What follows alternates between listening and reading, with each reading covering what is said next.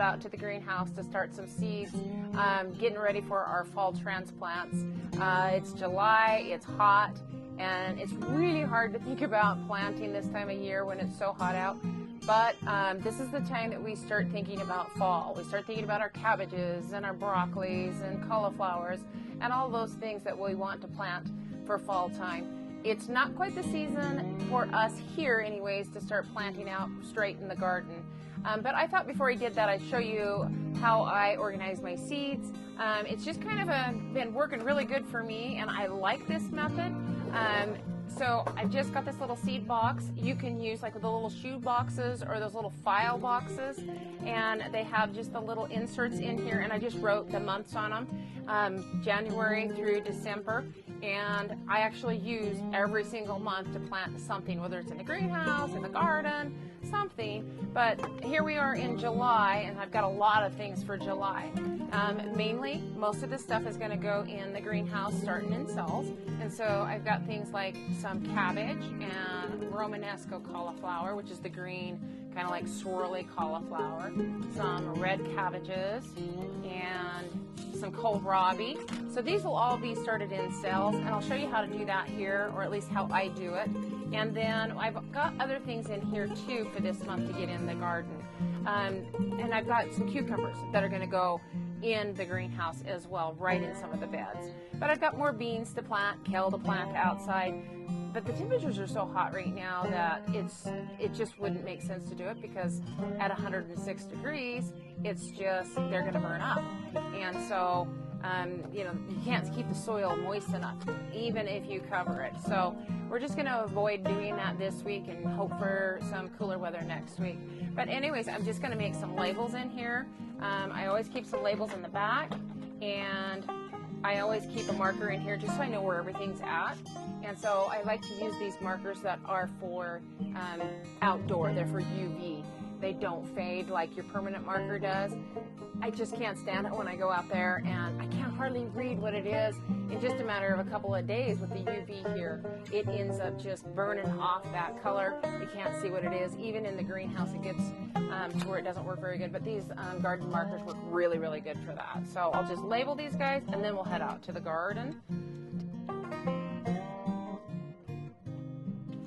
Okay. So this is a 14-year-old styrofoam 72 cell tray that I like to use. It's old, but if you take care of them, they're going to last you a really, really long time, as you can see. It's a little wore, but it works perfect. So I'm just filling it up with some good soil, and I always use either a Cocoa Bob or a Ocean from Fox Farm, because they're always just reliable soils, and I've never ever had any problems with them.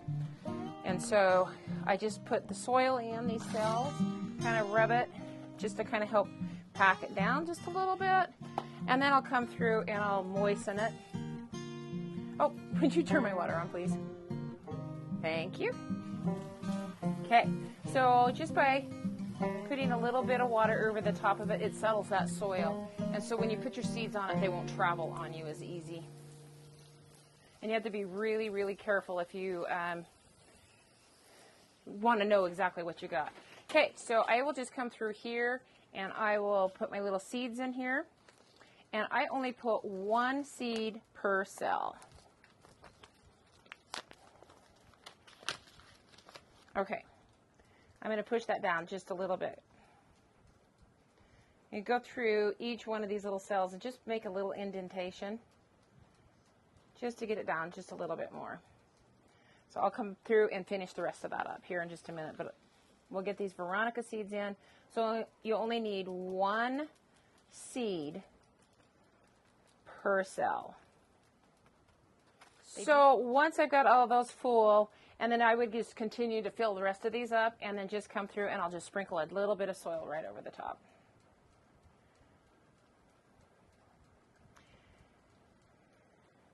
Okay, and then you would just water it in really carefully. Right over the top. You don't want to be like shooting your water out, because then you're going to have your seeds just dislodge and move into a different cell, and then you might have your whole entire cell messed up. So just put a label in the front so you know what you got. And then if you don't have cells, there's another way that you can do it as well. So just fill up just a pot, compact it down with another little pot, and then we'll start the cabbage seeds in this one.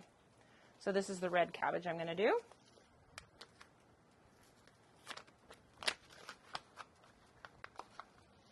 Okay, just sprinkle it over the surface. Need a little bit more soil. Just a teeny tiny bit to cover it. And then I'll just go right ahead and then just kind of nestle that right down in. And then I'll water this just as softly as I did this. So the downside to this is you're going to have to later prick them out. And what I mean by that is when you grow them in a big bunch, they grow up all together. And so I've already been kind of digging at that guy.